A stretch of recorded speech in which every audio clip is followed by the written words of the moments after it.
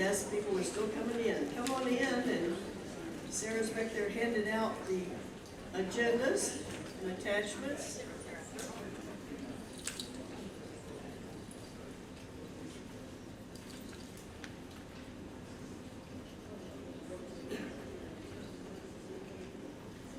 I'm calling a meeting to order at 2 o'clock and determine that we have over 50 people here. That's a quorum.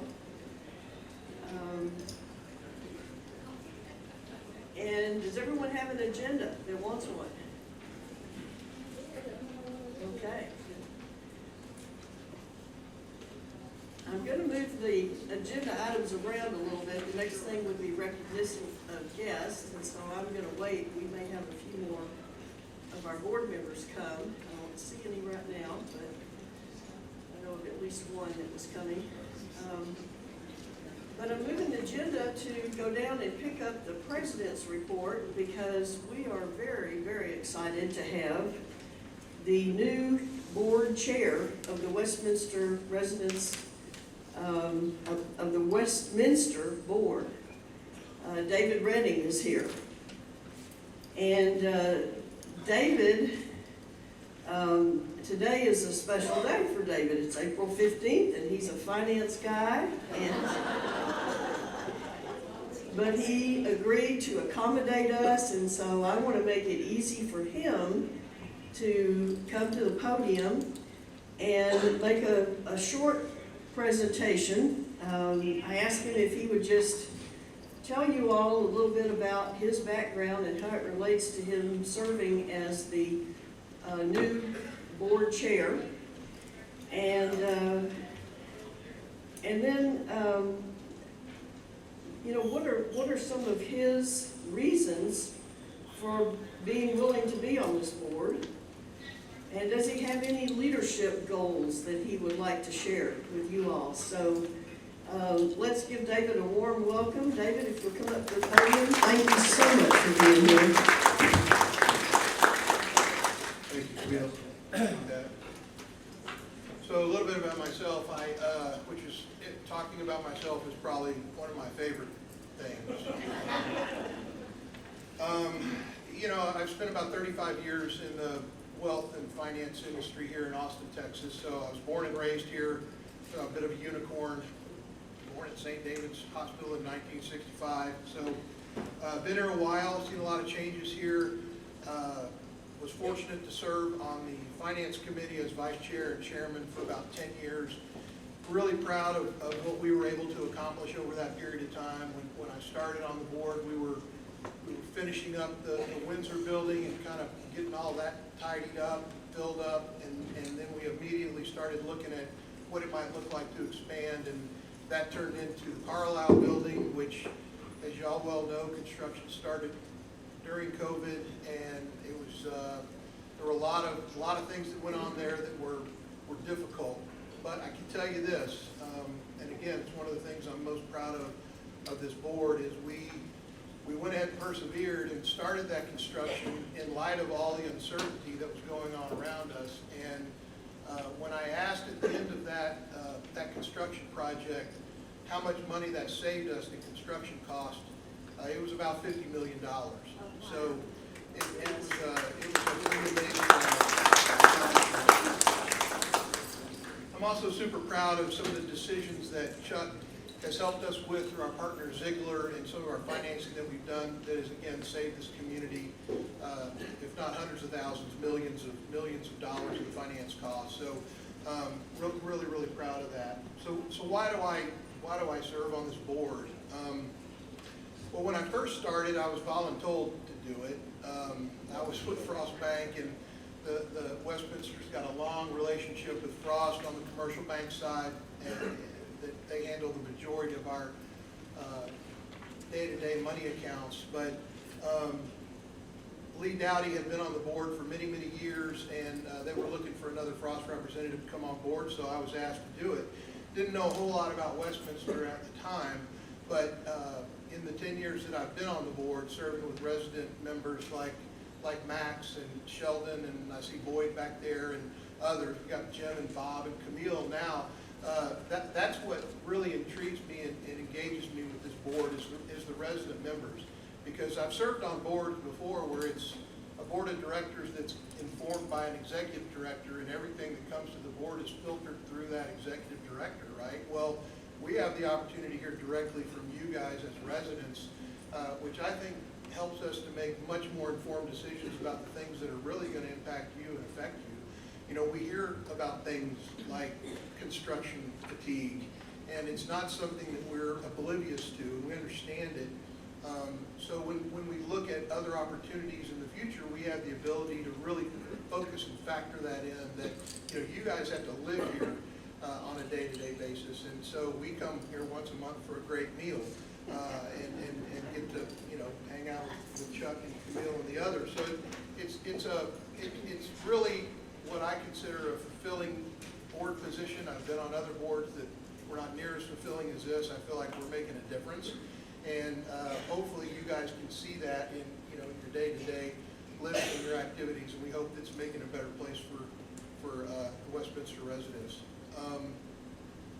I'm excited about one committee that we have created this year, the IT committee. We brought on a board member, Chauncey Day, who's got a lifetime of experience in IT. You guys have been in great hands with Jim and the other folks that are on that IT committee for the residents. You've got a real vibrant community that's able to help you with those ever-increasing IT issues. I've got a 17-year-old home, so I can operate my iPhone. But without having access to a millennial, it can be difficult to navigate some of these things. So Chauncey is going to lead that charge and hopefully really start to integrate a lot of what we're doing. You know, if we could just get the dang Wi-Fi to work, right? I get that. So again, we're not disassociated with these issues that you guys are struggling with. We struggle with them too, to try to find the right answers. But hopefully that committee is going to help and assist and bring some solutions to y'all and help, you know, kind of with your everyday living experiences. Anything else you wanted me to share? Any particular leadership goals that you have? Yeah, so fortunately I took over in a year where we're going to take a bit of a breather. We've been running really hard the last few years to try to get Carlisle done and filled up, and we're going to spend this year really looking closely at a potential next phase, or phase 4, which I think y'all have all been at least presented the idea. And we'll spend this year really looking hard at that. Other than that, I think really just kind of tightening up each of the committees and looking at where we are with maintenance and grounds and all of those things to make this continue to be one of the premier places to live in the city of Austin.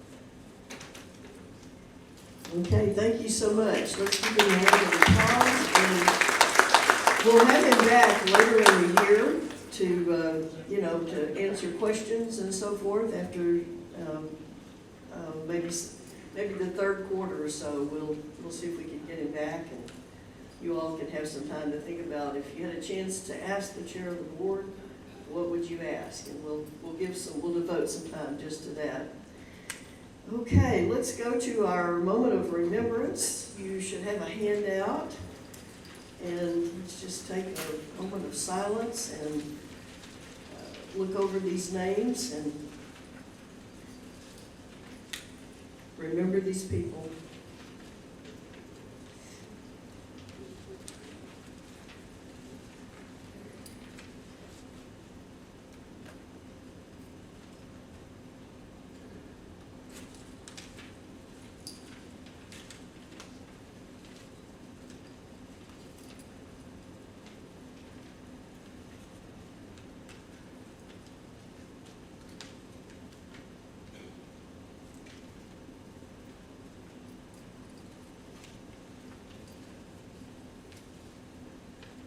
Thank you. And the next item is new resident move-ins. Are any of these folks on the list here? If you would, please stand. Judy and Howie Friendstein, sorry. Joseph Hargrove, Joan Palmer, and Gerald Hickson. Any of you all here? Okay. Well, we'll be on the lookout for them, so welcome them as you see them. And thank you to the welcoming committee for all your work in making folks available for us to meet and greet. Our Lori Humphreys, if you'll come to the podium, and we'll look at our minutes from December 11th last year.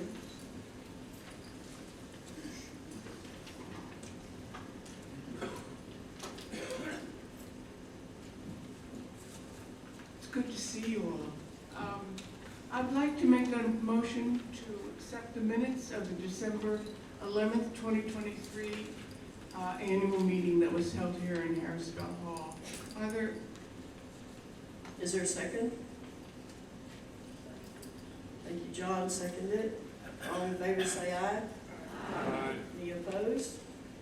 Minutes are accepted. Thank you, Lori. Thank you. And then the treasurer's report, Sharon Verlander.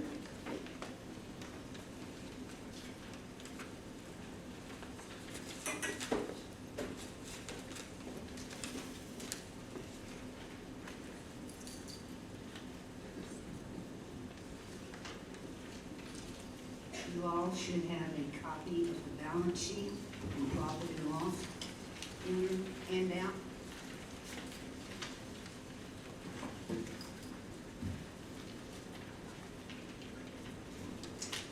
Not much to it, first quarter.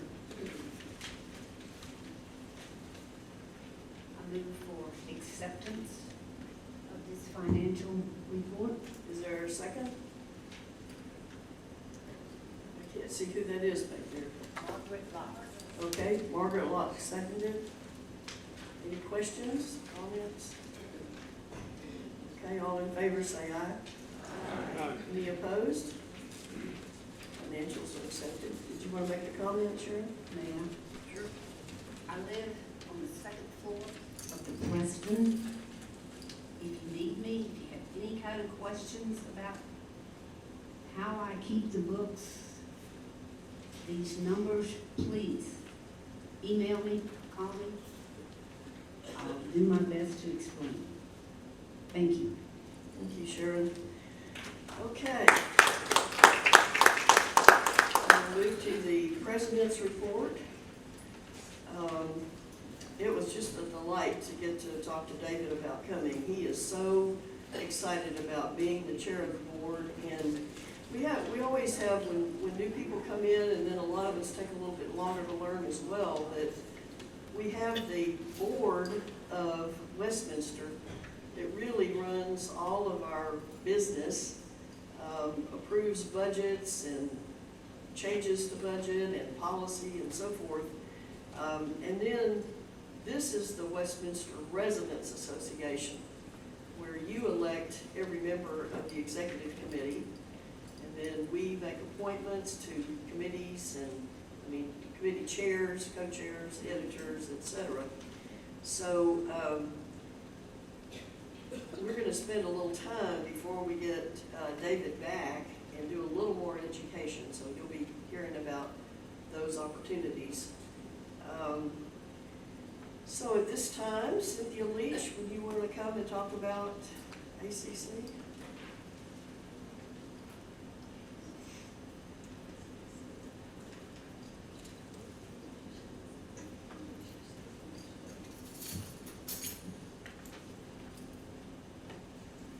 Good afternoon. My name is Cynthia Leach. I live in the Windsor building and am the liaison between the Westminster Residents Association and the Austin Community College Foundation. Back in December of 2021, the WRA endowed a scholarship at the ACC Foundation for students in the culinary arts, nursing, and med tech fields of study. This year, our scholarship will go to an LVN or med tech student. Last year, it went to a culinary arts student. Westminster is the only, Westminster, 3 syllables, not 4, my era. Westminster is the only senior living center in Austin with a scholarship at ACC Foundation, and I'm very proud of that for us. Our goal is, thank you. Our goal is to build a scholarship fund able to award multiple scholarships each academic year. Our current scholarship balance is $59,420. Thanks so much to those of you who have donated. The WRA has issued a matching grant of $7,500 for 2024. I have donation cards and envelopes with me, if anybody would like one. Contact me with any questions you have, and I encourage you to think about donating to the scholarship this year so we can get that match and improve the balance significantly. Thank you very much. Thank you. Sue Gilliam, would you come forth?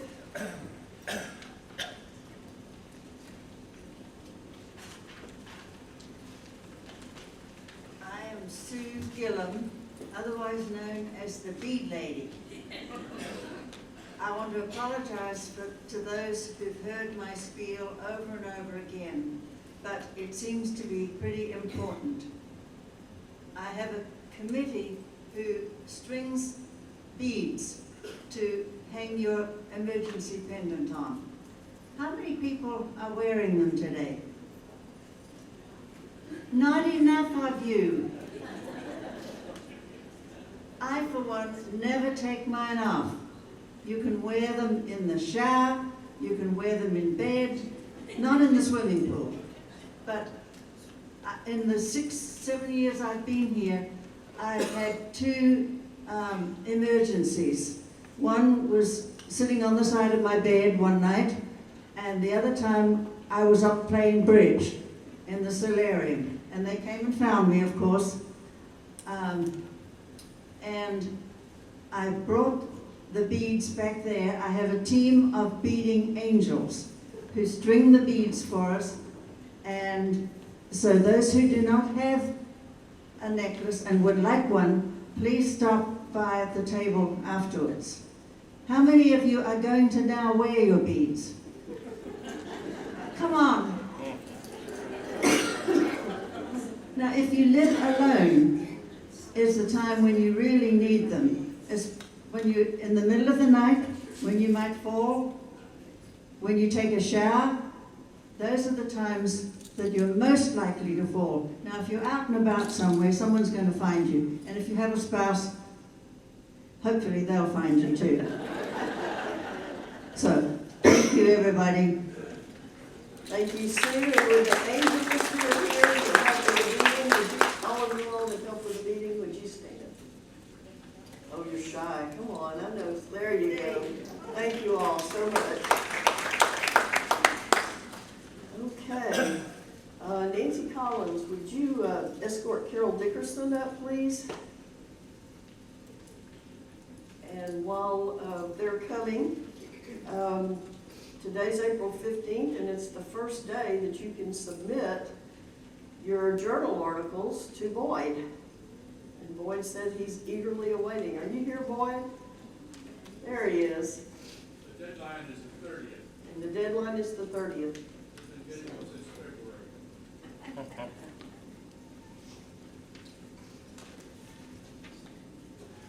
Can you come up here, Carol? On the stage? Yes, ma'am.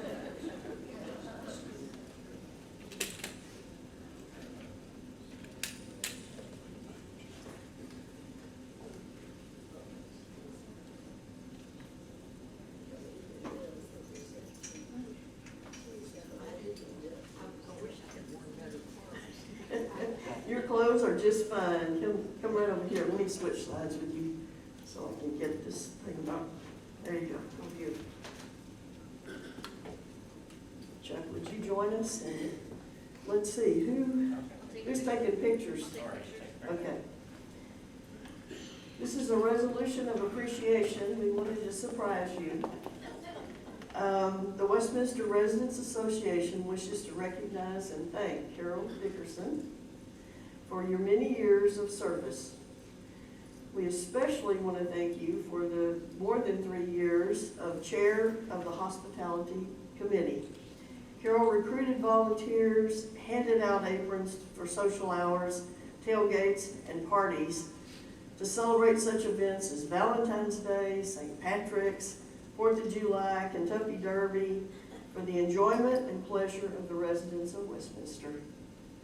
We love you, and this is on behalf of the residents of Westminster, and I've signed it for you, and you can frame it if you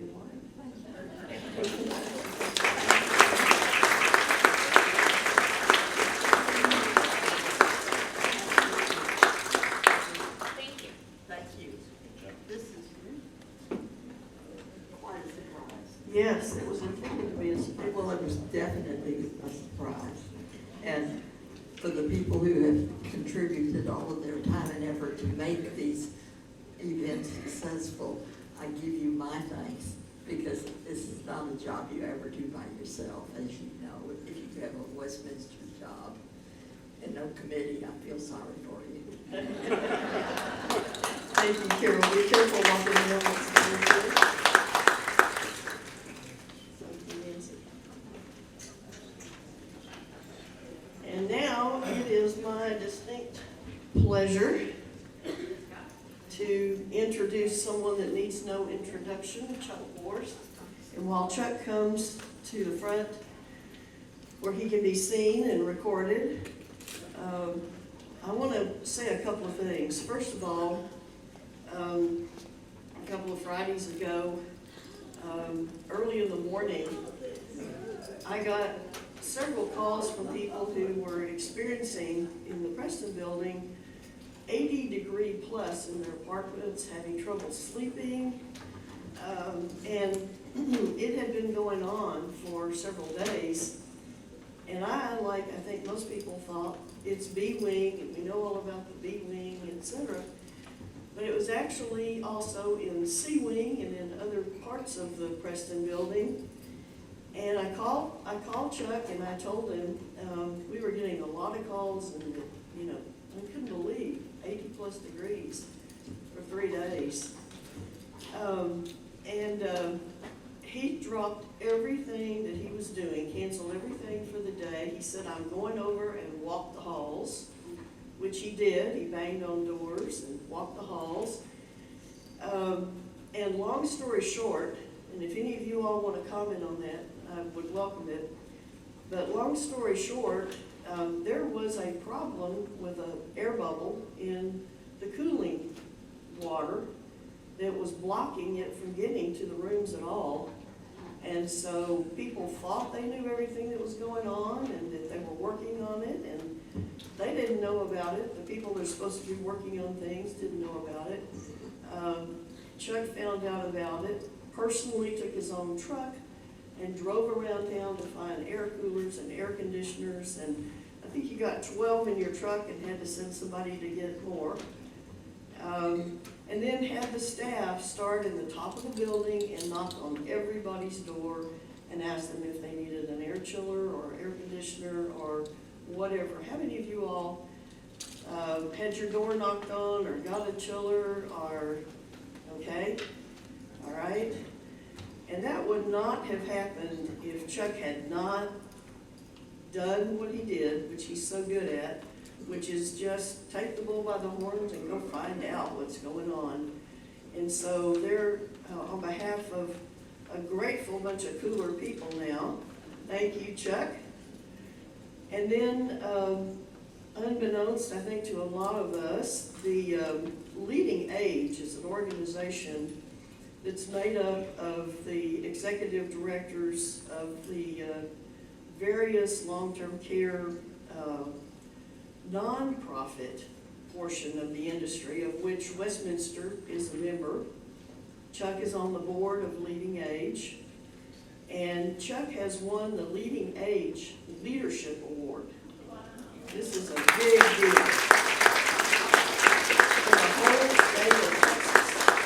for the whole state of Texas, a leadership award. So we are so proud of you, Chuck. We know how you earn those things by a lot of hard work and diligence and perseverance, and we thank you.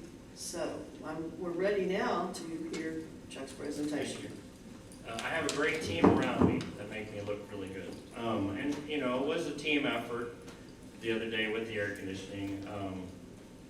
It was an issue that we weren't quite aware of, and it ended up being air pressure in the pipes that were purged. And now they have you should have air conditioning in all of your apartments in the Preston at this point. If you don't, please do call reception and let us know.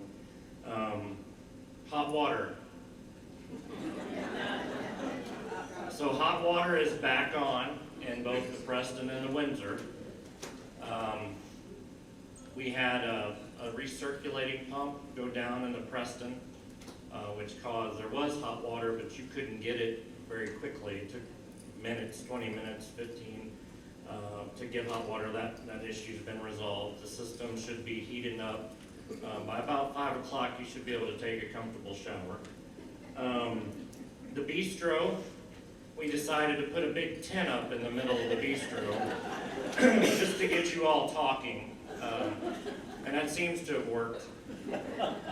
No, there is a hot water pressurized hot water leak in the middle of the bistro above that nice wood ceiling we had put in, and it's being repaired as we speak. The repair will probably take anywhere from 2 to 4 days to get that repaired.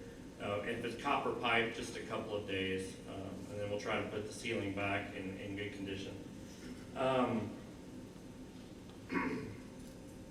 Everybody knows about the shutdown tomorrow? This is for the Preston and Windsor. Anybody gonna stay here tomorrow? Yeah, a few of you? Okay. Oh, my slides aren't wanting to.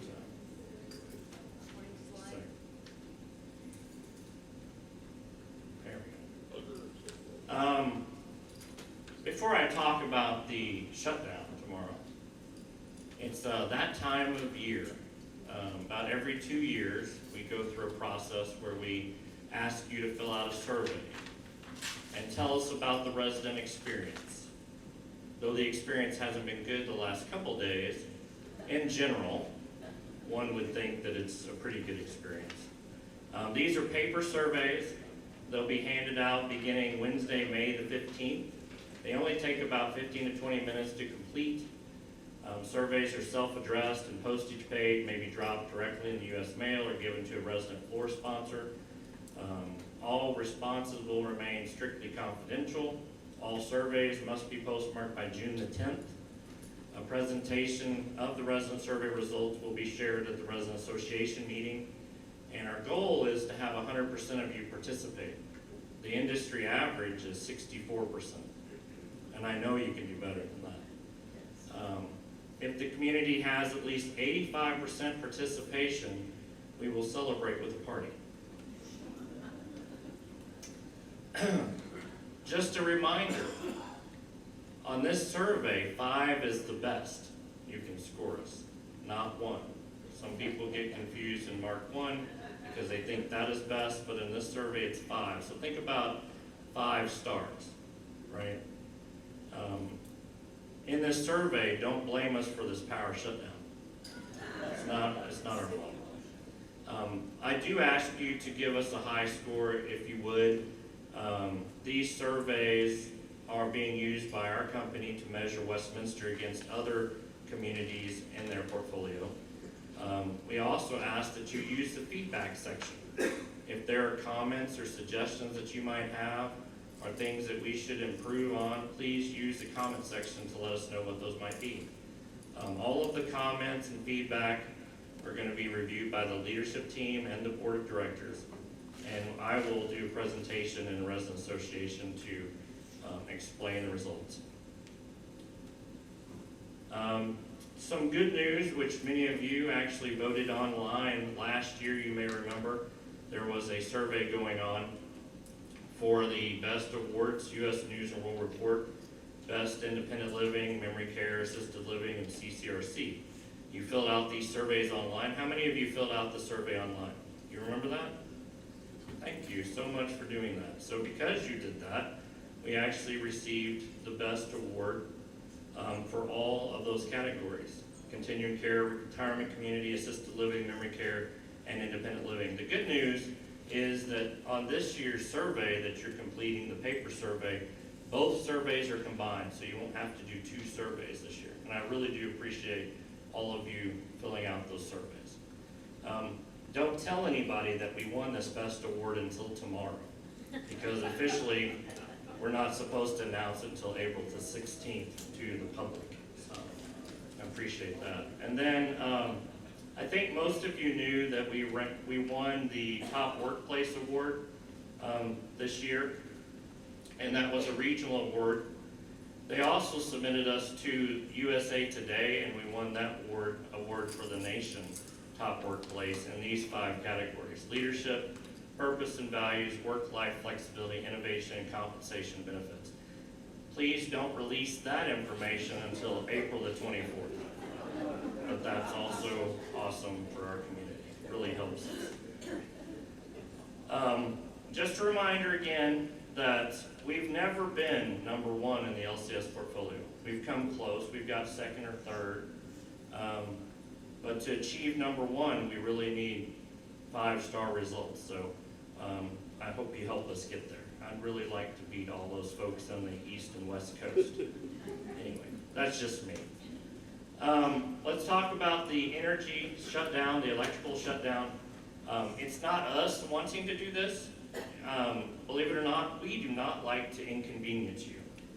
We don't like you to be mad at us at all. That is not the plan. Any of you that come to my chat over the last couple months, I've talked about some electrical instabilities that we've had. We feel like there was something wrong with the electricity. We reached out to the city, Austin Energy, and asked them to put a data logger on all of our transformers and, tell us if there's a problem. We believe that there was. They haven't told us that there's a problem, but they sent a contractor out here late last week to replace both of the transformers on the Preston and the Windsor right away. It needed to be done right away. And the problem with that is they would have turned off the power in the heat of the day, and it would have been without notice to you. And I said, hey, there's like 600 people living here, and we need to tell them ahead of time. So we need to schedule this. The schedule that they gave me, the availability was Tuesday, tomorrow at 7 o'clock in the morning. And so we will do a power shutdown. It will be complete power shutdown for the Windsor and the Preston. Now, both of those buildings have generators, right?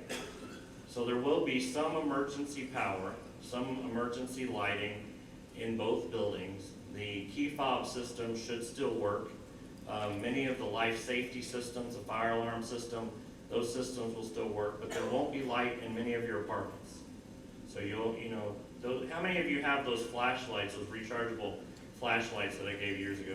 I love you all. You have those plugged in? How many of them have them plugged in right now? All right, you're going to use them tomorrow, most likely.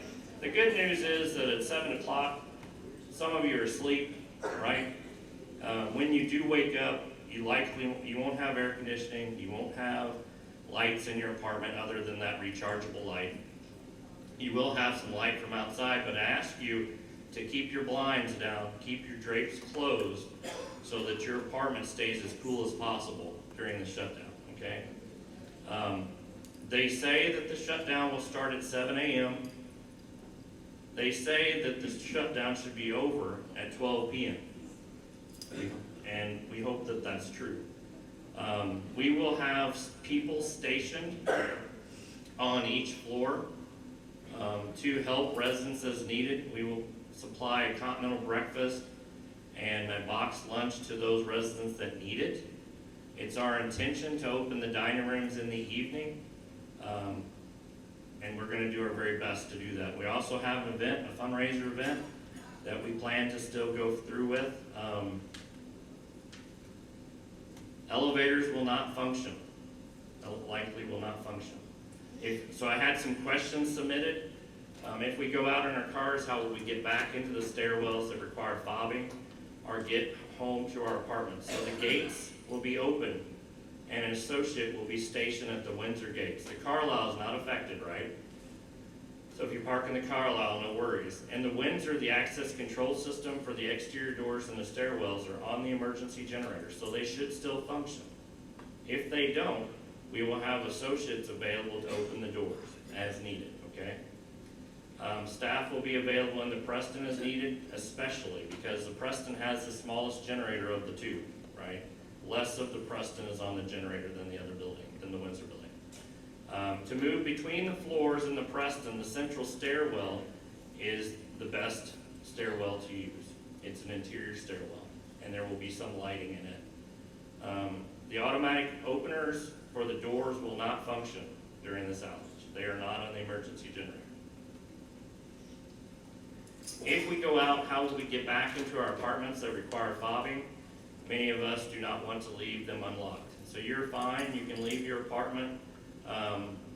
All of the key fob readers are battery backup. So they will have battery regardless of what happens to the full electrical power for the building. We still have the key fob readers on all the residence doors that are battery capable. Can you provide guidance on how to power down electronic devices? So I say, as a precaution, you may want to turn off sensitive devices like TVs, computers. Any of you play Xbox? No? PlayStations? All right, if you have a game system, that's very sensitive as well, so you might want to turn those off. You can also unplug items if you feel like that's needed. I wouldn't take any chances if I were you. I would turn off my computers and not try to use them during the outage. Question, how can we see to pick up continental breakfast and bag lunches if the power is out or off and no lights? Again, there will be limited emergency lighting on the generator in the quarters of the Windsor and the Preston. We will also have associates available with flashlights to assist residents on each floor. Okay. Will we have water? And question mark, hot water. There will likely be some water, but not a lot. So it'll be very low pressure if we have water. Remember, we use electric pumps to pump the water up to a speed that pressurizes the system and allows it to go all the way up to the 5th floor, right? So if the electric is out, you don't have that pump circulating your water. So you'll have diminished water at best. You won't have hot water because all boilers work on electronic ignition, right? So no showers between 7 and 1 o'clock tomorrow morning. Also, the amenities are closed. Just like the memo said, I don't want you swimming in the pool when the power goes out. The beauty shop will not be open. The little store, the fitness room, we recommend not using that when the power is out. It's going to be a dark place and not a lot is running. So we really want you to shelter in place in your apartments. That's the best thing to do. And the emergency call system will work. So if you need assistance, you can pull your cord and we can assist you. We will also be checking on you, doing door-to-door rounds during the process. And we hope that the power gets turned on quickly. They're trying to do their best to get it replaced as quickly as possible. That's why they're doing both buildings at the same time. I do apologize for the inconvenience that I know this is. But, you know, we've had, over the last few months, we've had several system issues and burnouts, and we believe that a lot of it has to do with this electrical problem on the city side. So we're glad that they're replacing these transformers so we can stop having those outages and burnouts. Any questions? Sarah, can you help me with that microphone?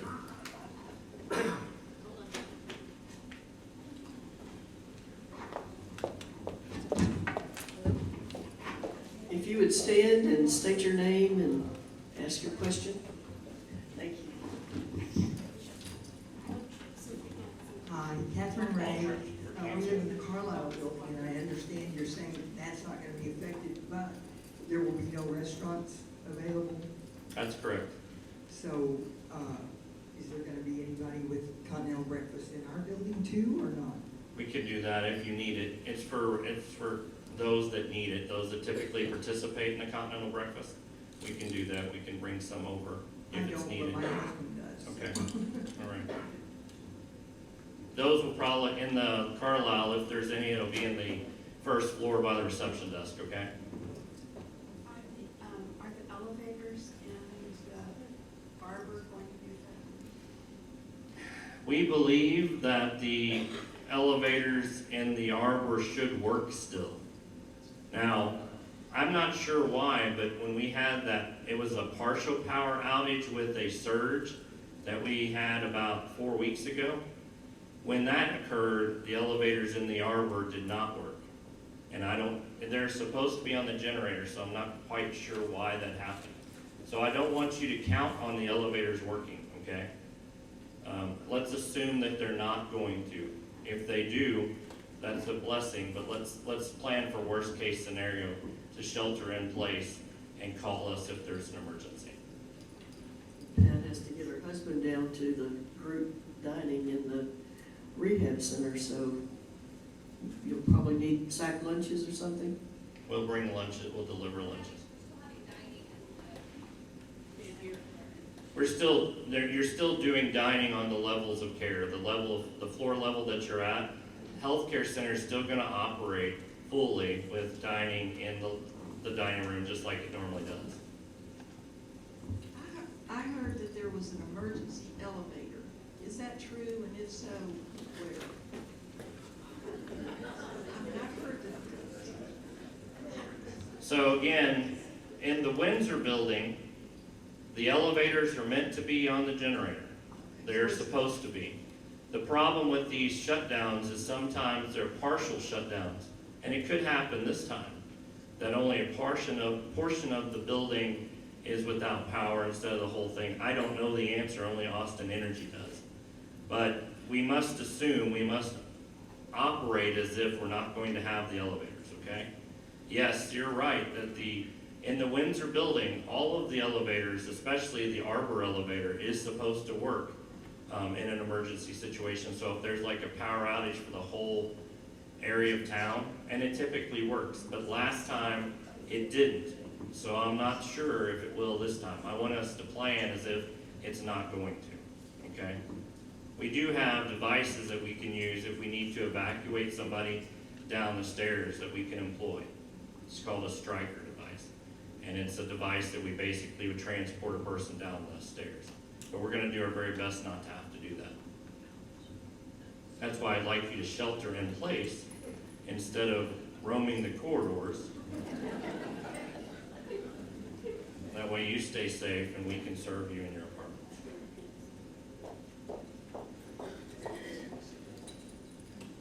I'm Linda Boreanoff. I have a 2-year-old puppy. And I'm going to need to get her in and out of the building. You said there's a central stairwell that will be lighted. In the Preston, yes, ma'am. Where is that, please? It's in the center of the building where the core elevators are. Yes. It's right by the core elevators. Okay, thank you. It exits there at Betsy's desk.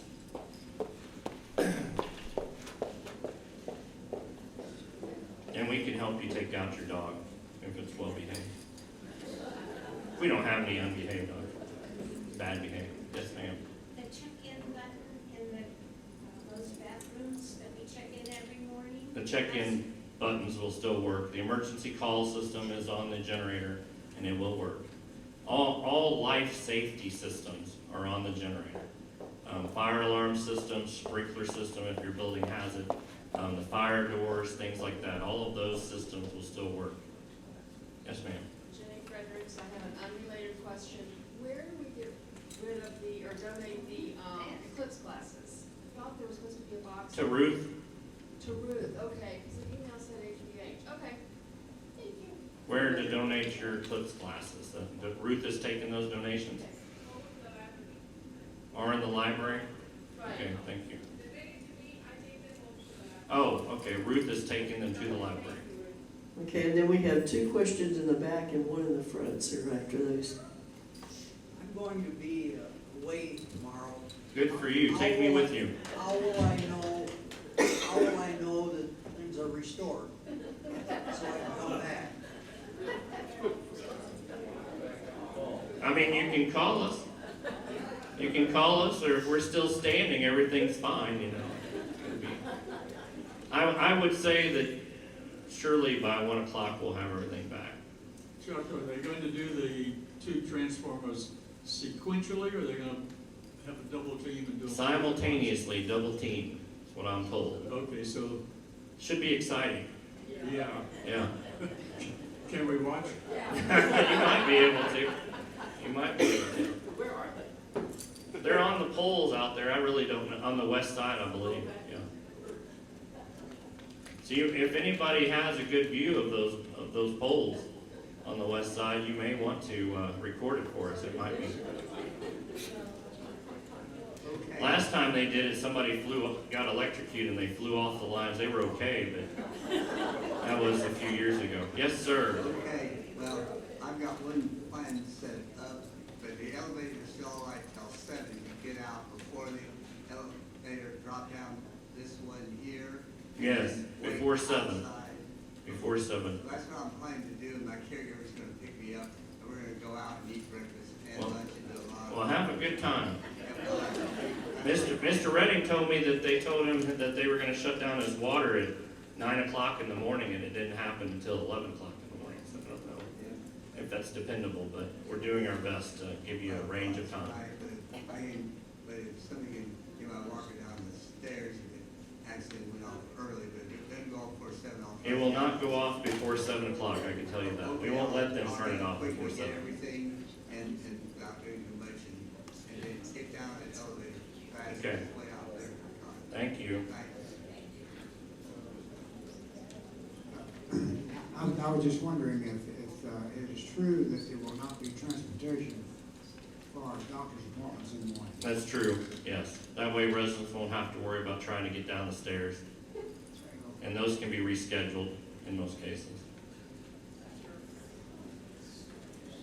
Was there another question? And we hear Max Sherman's Sarah. got a question in the front. And I think there was, yes, Lawrence. there's two down here. Some for